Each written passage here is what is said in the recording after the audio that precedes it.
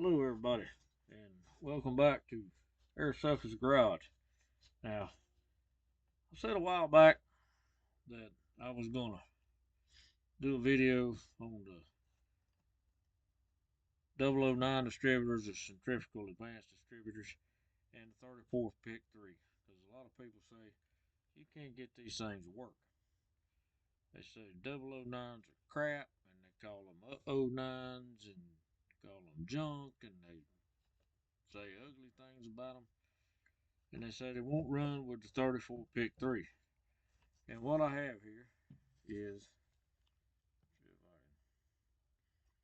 yeah, my shop's messy. I gotta clean it up.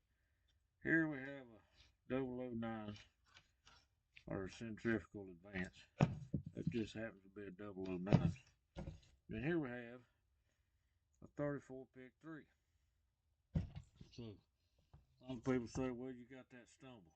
If you give a lot of gas right off the line, then it's got that hesitation. It goes, whoa, and then it comes up.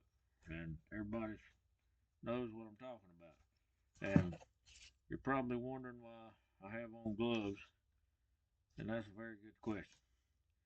Well, this particular distributor decided it wanted to take a swim in the used oil bucket, and so I didn't get all the oil out of it. Now, first, let's talk about. Tops won't come off. Let's talk about the 34 PICT 3, and you can use any other carburetor with a centrifugal advance or a 009, and it'll work fine. You won't have that hesitation. But you have the hesitation with the 34 PICT 3. And why is that? Well, I'm glad you asked.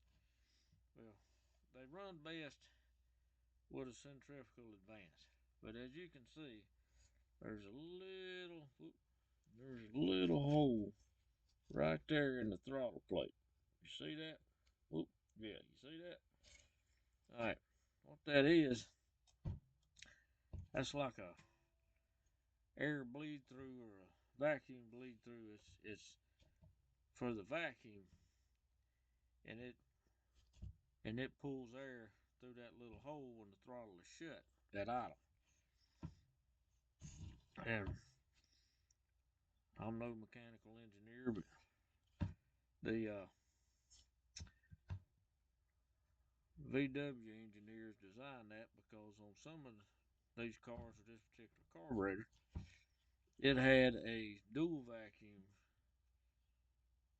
centrifugal advance distributor on it, or canister. And so when it retarded, that's what this little hole was for. So I understand that correctly. Now, let's talk about the two types of distributors. And I do not have a single vacuum uh, dual advance or a SVDA, which is vacuum and centrifugal. Well, let's talk about how these things work with the 34 PICT 3. Now, with a vacuum advance, the difference between vacuum and centrifugal is simple. Vacuum advance relies off a throttle response. As soon as you crack that throttle, then it's gonna start advancing.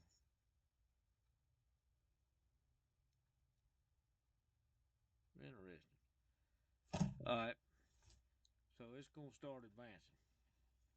With the centrifugal advance, it relies off RPMs. Your RPMs has to get up before you got that lag. And with the 34 PICT 3,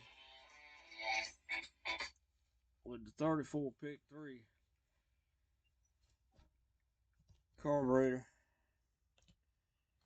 and its center mount, it's got to get the RPMs up before this thing starts advancing. And that's why you got that slight bog or that hesitation, or you're going down the road and you punch it and just, and then it goes. Now,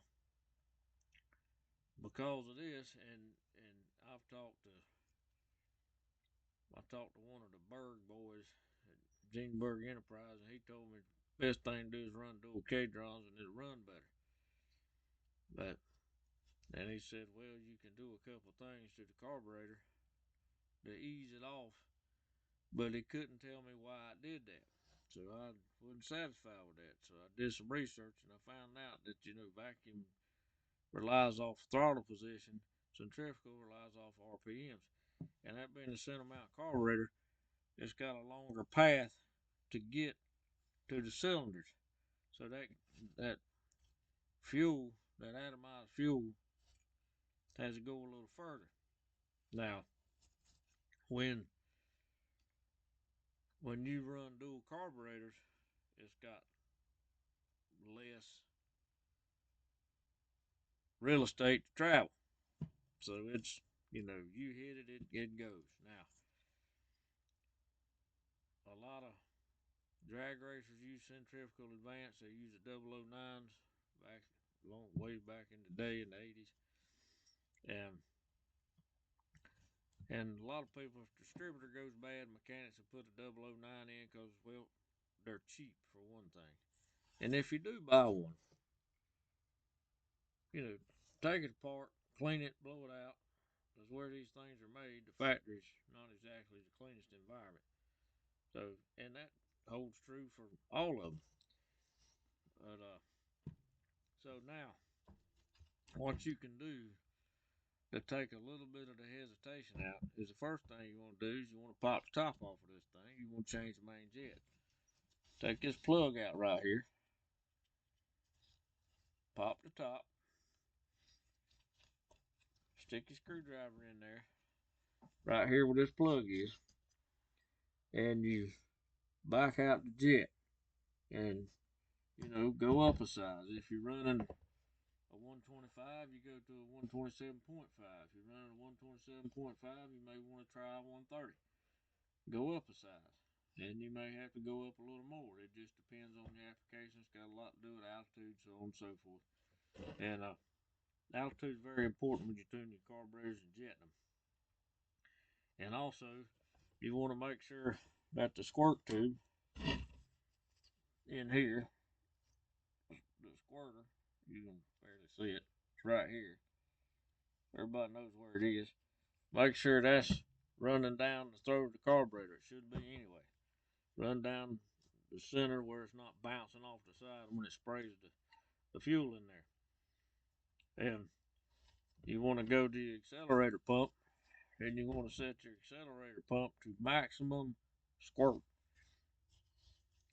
So, and that's going to help it. And when I was running a 009,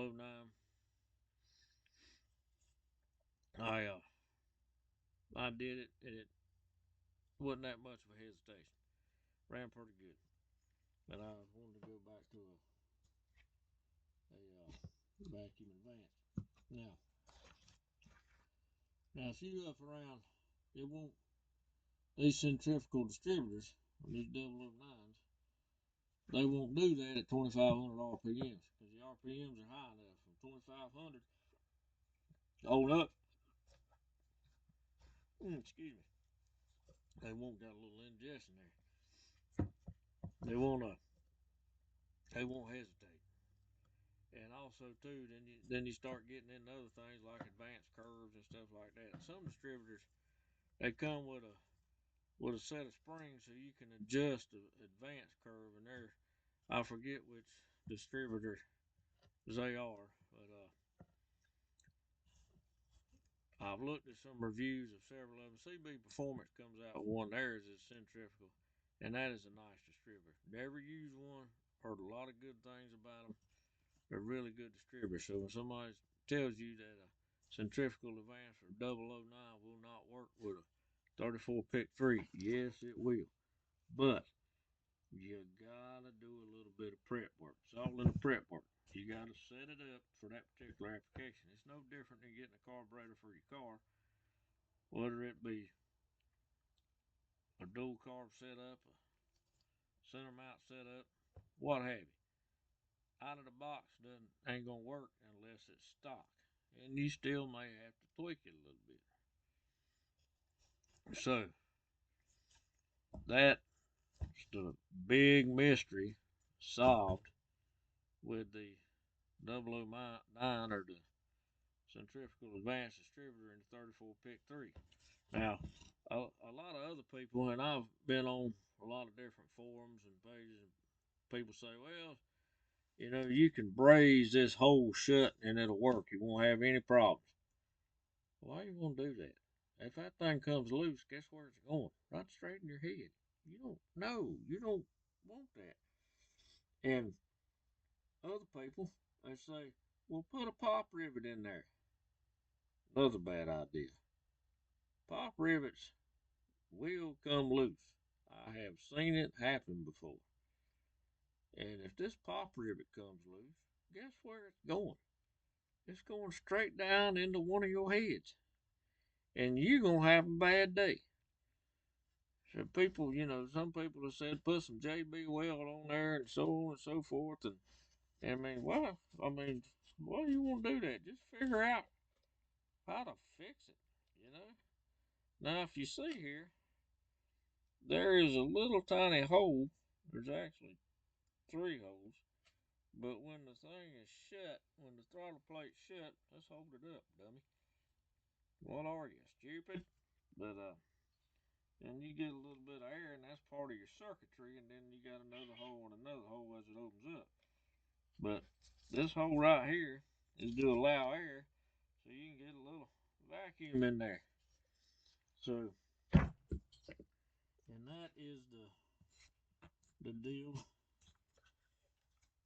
with these carburetors and the 009. And I just noticed this particular distributor I got, which was not off of one of my cars, that thing done been eat up a little bit. It don't look too healthy. Interesting.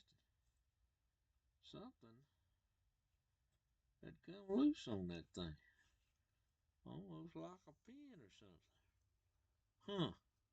Somebody had issues with that. I got this off of a carburetor that I had to swap the distributors.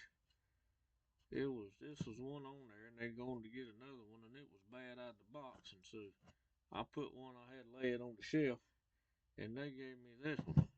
It's probably fine except for the little dip in the oil pool that it took. So I hope this makes sense. Now, you know, like I say, with these carburetors, I would highly recommend the vacuum advance or the SVWA. Now, but and again, like I said earlier, people use these things because they're cheap. I think, well, at one time they were about 99 bucks a piece, about 100 bucks a piece. Well, way back when they were a lot less. You know, they're cheap and they're easy to get a hold of, but cheap and easy to get a hold of ain't always better. You get what you pay for. But now these are good distributors. I have had them, ran them in my car. I ran 2 or 3 of them, and I went through 2 of them. 2 of them failed on me. It was breaking down at when I was going down the road in 3rd or 4th gear. Now I noticed that with a lot of these, you would get play either up and down. As you see here, there's no play in this at all, or you get play side to side. And as you can see, there's no play side to side here. So if you're having trouble and it's breaking down, whether it be vacuum advance or what have you, check that play. See if you got any play in there. You know, and it doesn't take much. And this thing will give you problems. Well, I had 2 of them started breaking down under, why am I shaking this thing? Breaking down under RPMs. I was in like 3rd gear and one started breaking down on me. I changed the distributor, bam, fixed it. I had to do it with another one and another one. So these things are cheaply made. That's why you can buy them so inexpensive. And you can spend as much as you want to. distributors. And, you know, it depends on what your application is. So, you know, with Cadrons, for instance, they say, oh, you know, it's best to run a vacuum advance. They like vacuum advance. Well, you know, to get up to a certain engine size, it's not going to pull enough vacuum. And with the cam and all you got, with my engine, I wasn't pulling enough vacuum. A friend of mine, my buddy, Captain Hank, said, what in the world? So what you gonna do if it doesn't pull enough vacuum to advance? I said, oh, I'm gonna tee it off and run it off both carburetors. That's what I ended up having to do. And I think at idle I got about 5 pounds at both carburetors. And it advances. You know, I mean, I could have run a vacuum, could have run a centrifugal, and I still made it before it's over with. I'm really eyeballing that one from CB Performance, but I'm not running the same amount carburetor or a 34 PICT 3. So it's going to be a little different. So, but you know, there's no big secret. You know, do your homework. And you know, before I picked out a set of carburetors for my engine that's going in my project car, it was 2 or 3 years I was doing research to get the proper application, and then I had to do a little more research to figure out the jet, and that was a little bit of a chore. But I think I got it figured out. So, but I'd always advise people, you know, do your homework and research this thing, and you know, don't get several opinions. Don't take just one person's word for it, you know, and because sometimes people lead you astray, and I don't know everything. This is just what I've learned from experience, and I've made a lot of mistakes and ran into trouble, and I try to learn from them because you know it's some of the hardest lessons are the best ones. But anyway, so that's about all I got.